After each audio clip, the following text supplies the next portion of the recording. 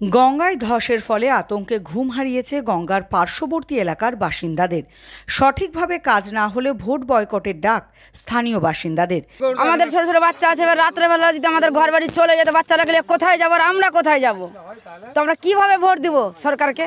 সরকার যদি আমরাকে না দেখবে তো আমরা সরকারকে তো ভোট দিব না। আমাদের বাঁধা হোক, গঙ্গা বাঁধা হোক, তারপরে আমরা ভোট দিব। গঙ্গা বাঁধাও হবে না, ভোটও দিব না। কেন আমরা গরিব মানুষ, খেটে খুঁড়ে কষ্ট করে বাড়ি ঘর করেছি, এবার কেটে জিতে যাই, যে কোথায় দাঁড়াবো বলেন? বিগত প্রায় ৬-৭ মাস আগে মুর্শিদাবাদের ফরাক্কা ব্লকের বেনিয়াগ্রাম পঞ্চায়েতের অন্তর্গত রঘুনাথপুর এলাকায় গঙ্গার ধস মেরামতির কাজ শুরু করেছিল ফরাক্কা ব্যারেজ কর্তৃপক্ষ। কাজ শেষ হওয়ার কয়েক মাস পর থেকে পুনরায় গঙ্গায় ধস দেখতে পায় স্থানীয় বাসিন্দারা। ফলে আতঙ্কের মধ্যে দিন কাটাচ্ছেন ওই এলাকার প্রায় ৪ থেকে ৫ হাজার স্থানীয় বাসিন্দা। স্থানীয় বাসিন্দাদের অভিযোগ, যেই সময় গঙ্গা বাঁধনের কাজ শুরু হয় ঠিক সেই সময় কাজ ভালো না হওয়ার জন্য আবেদন জানালেও কোনো সুরাহা হয়নি।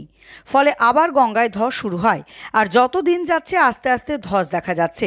ফলে সঠিকভাবে কাজের দাবি জানায় স্থানীয় বাসিন্দারা। যখন স্যাংশন হয় তখন বারবার এসছিল, এখানে প্রচণ্ড হারে বালি পড়েছিল।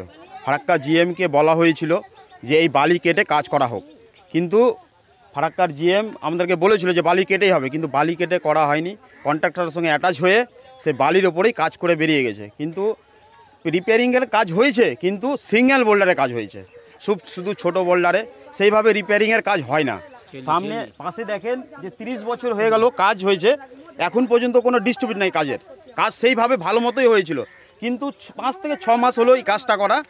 আর যখন জল নেমে যায় তখন ধস আবার দেখা দিয়ে যায়। কিন্তু গ্রামবাসী এখানে প্রবলেম করেছিল যে এই পিচিং থাকবে না, তা সত্ত্বেও 7 দিন মতো কাজ বন্ধ রেখেছিল গ্রামবাসী।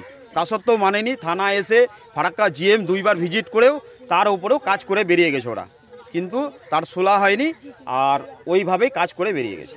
এখানে 4000 থেকে 4500 পরিবার রয়েছে আতঙ্কের মধ্যে, একদম আতঙ্কের মধ্যে। একদম সহমত, ভোট বয়কট করাই হোক। আর সঠিকভাবে কাজ না হলে ভোট বয়কটের ডাক দেন স্থানীয় বাসিন্দারা। বাংলা টুডে নাও।